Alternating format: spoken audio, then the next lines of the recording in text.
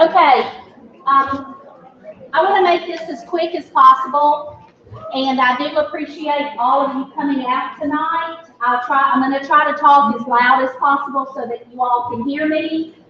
My name is Cindy Bagwell, and I am the site coordinator for the PALS program here at Carrollton Elementary School. And this is the first year that we've had like a mandatory orientation, but we feel that it's very important so that all parents know what is going on. We're going to go through this PowerPoint that we have, and we do have someone, where's Joanne? Right there. We do have Joanne Angelino here with us, so she's going to be able to interpret any questions that anybody has if we need that, okay? Where's Autumn? Can you come and do the PowerPoint, please?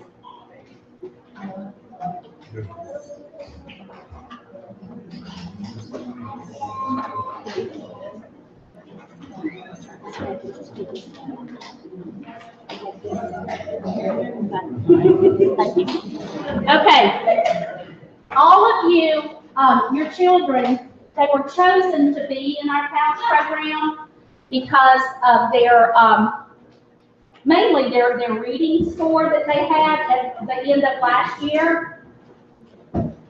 And we chose children that we felt like that our program could help, to help them get back on grade level, to help them get where they need to be. So, you know, that is how we chose our students this year. And that's okay. Our hours of operation, we operate Monday through Thursday from 2:30 to 5:30. And our buses would be, if your child rides the bus, they would be pulling out at 5:30. We will be getting bus information in the next few days as far as the bus route and what bus they'll be on. And then you will have to, we always suggest the first day you're at the bus stop at 5:30 so that you know when the bus is going to arrive, and then you can talk to the bus driver, and the bus driver may say, no, it's going to be closer to 6 when I get here. So you can get that information from your bus driver. If you want to check your child out early, that's fine. You know, some of you on certain days have football, you have cheerleading, you have gymnastics. That's okay. We like for them to stay as long as possible so they'll get the full benefit of the program. But if they do have other activities, even like church on Wednesday night, if you need to check them out, we ask that you check them out before 5:15. Because at 5:10, 5:15, we start our dismissal procedures, and then it's sometimes difficult to locate if your child's already gotten on the bus or where. So we do ask that. Our office is just off of this parking lot right out here. It's room 615, and you can come to that door and knock on the door, and we will let you in. You won't be able to come in from the front of the building. You'll have to come to that office. And on page 14 in the handbook that you have, if you didn't get one, we still have some for you. We can make sure you have one before you go. It shows the school calendar. Because of course, when there's no school, we don't have PALS. Okay? Yes. Okay. Car riders this year, we're going to be in the back at 3rd grade pickup. Okay? And we're doing that because when we have it in the front and there's a big school event, we have problems, you know, we have problems with cars getting in and out. The first right after the softball field? Yes. It's in the back, and it's just right after the softball field and just before the buses, where the buses load. So that's where we'll have car riders this year, in the back. And if you're picking up your child, that's where you would go, and that's where we'll have them. Okay? All of our students, 1st through 3rd grade, are assigned to groups within their grade, and they rotate through a silent sustained reading enrichment, math enrichment, STEM, yoga, food court, and recreation. They won't necessarily have all of those every day, but within the week, they will have all of those classes. What is food court? Food Corps, our system has a Food Corps volunteer. We got a Food Corps grant from I guess it's the U.S. Food Corps. I think so. Yeah, so she is, works specifically with our school. And the one we have this year is a chef. And so she'll be working with the kids on nutritious food, you know, cooking different things and that type of thing. Recipes, things like that. Right. Okay. I'm going to quickly go over these goals. We have a federal grant, which means we receive money from the federal government. Well, anytime you receive anything from the government, you have guidelines and goals that you have to meet or you lose the funds.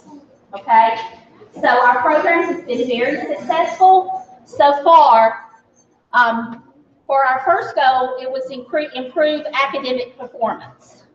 And you can see for all of those, increasing the percentage of students in first, second, and third grade to increase their reading score.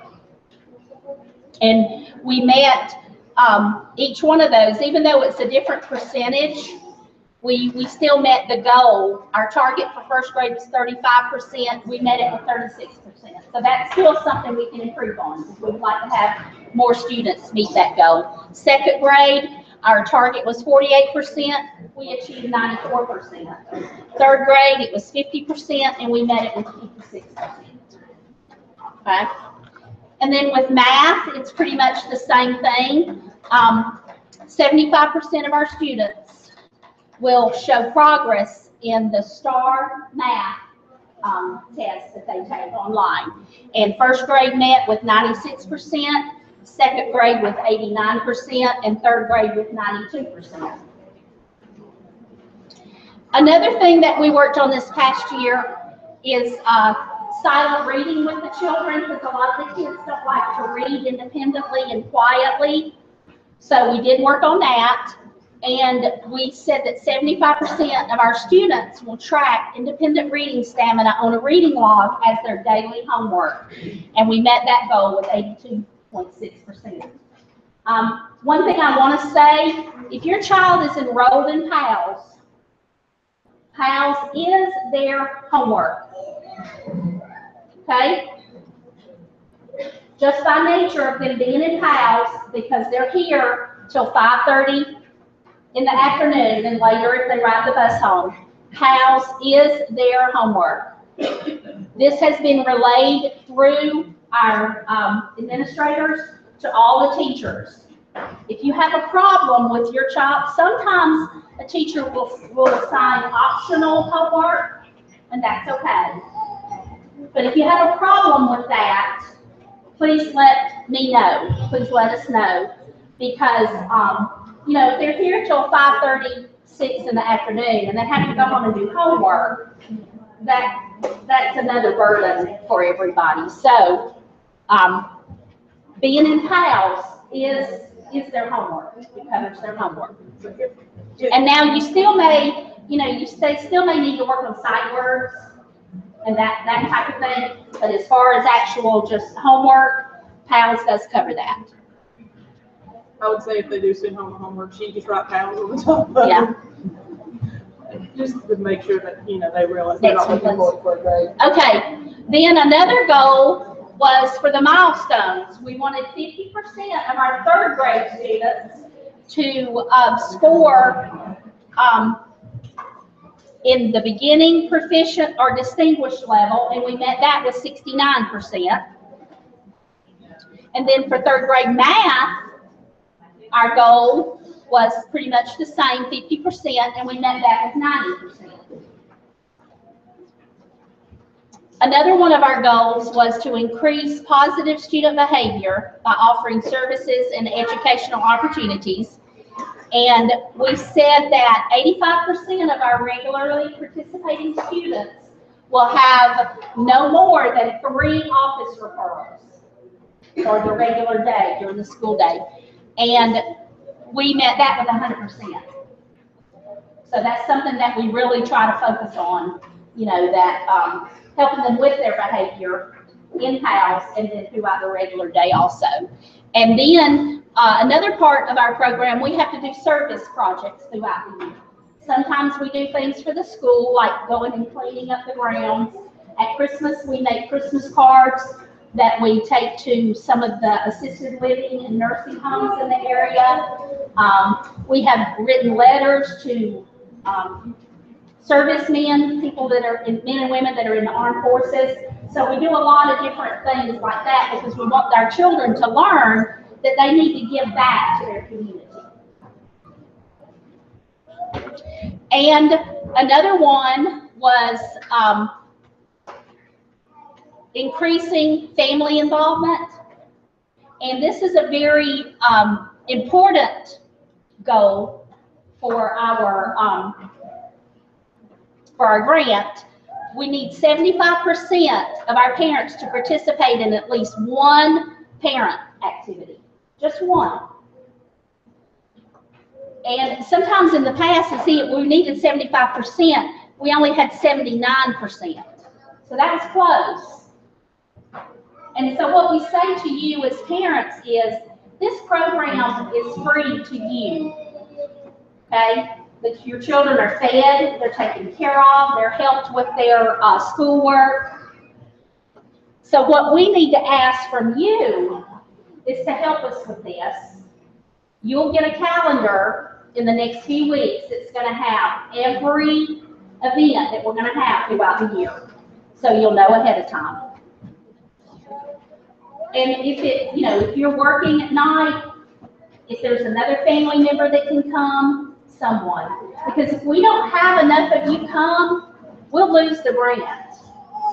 Because we are very strictly monitored. And we don't want that to happen. We do not want that to happen.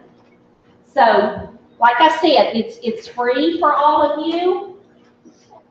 But because we get the money from the federal government, there are some strings attached. And this is one of them. So we need everybody to understand.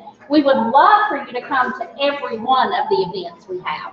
That would be our wish, that you would come to every one of them. But we need to make sure you come to at least one, okay? And so one fun activity that we have that we just need you to come, and then we have some educational activities that we need you to come for also. So really that's two, one of each that you need to come to, okay? So everybody think they can do that? Okay, good, thank you. Okay, these are just some pictures that we have of past years. This was some math problem solving, reading superstars that we had.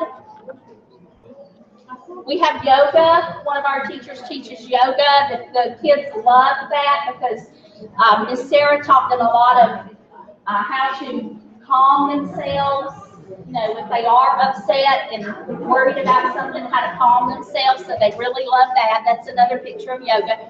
This is one of the food corps projects. They went and helped plant in the little garden beds that we have around the school. And then here, they were having a taste test with tasting broccoli. And they had the little plastic knives that they were cutting with. This is our silent, sustained reading. In this picture, they're reading in the cafeteria. We've changed that now where they go into a classroom to read. Because in the cafeteria with 130 kids there, it's kind of hard for them to be quiet and read. So we go ahead and we break them into their groups and we send them into classrooms to silent read. Our goal is 30 minutes. Sometimes it's not quite that, but we really want to build that reading stamina for them. And then this is one of our winter parent nights that we had different activities that you can rotate around. We had some activities in the gym also. And then we had a third grade graduation this past year. We made some graduation hats for all the kids, and we celebrated their graduation. So that's something we'll keep doing. And so they graduated from our PALS program Some of them will enroll in the Smart Club that's at the middle school. And then some of them were, where they didn't need it. They no longer needed it. So, we can't let your child attend if you haven't completed the registration form, the bus form. Tonight, you should have received a medical form. So we have all of those in English and Spanish. So if you need those before you leave, we're going to need those. And on the back of your handbook, this last page, we need you to tear this off. You sign the back. If your child is here with you, they can sign it. If not, we'll get them to sign it when we start PALS. But on the front side of it, on the front side of this, it has the parent, what the program's responsibilities are. It has the student responsibilities, and it has the parent responsibilities. Okay? So make sure before you leave that you have turned this in and any other forms that you filled out.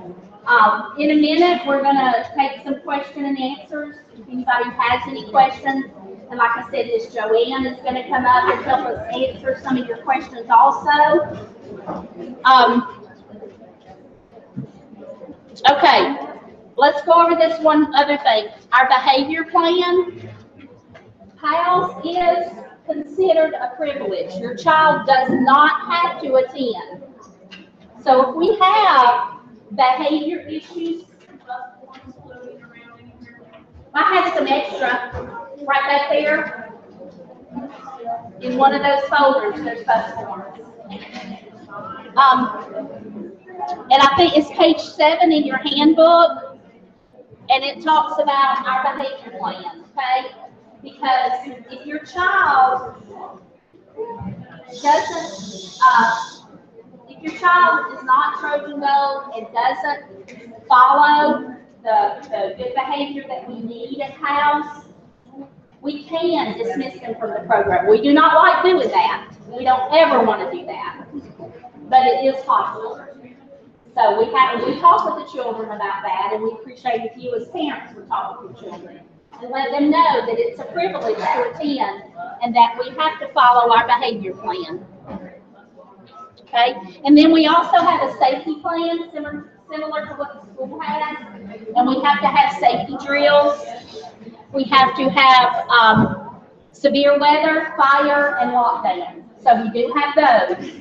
And, God forbid that we ever really needed them, but we do practice those. Okay? All right. This that I just talked about, okay? This is your student-parent compact. Okay? So, as a program, we will provide quality instruction and guidance. We want to frequently communicate your student progress to you. We want to provide a safe and secure learning environment. We want to develop and teach good character. And we also want to provide opportunities for you as a parent to participate. Okay? Now, as a student, and we talk about this in our PALS program once we start with the students. We want our students to follow our behavior expectations.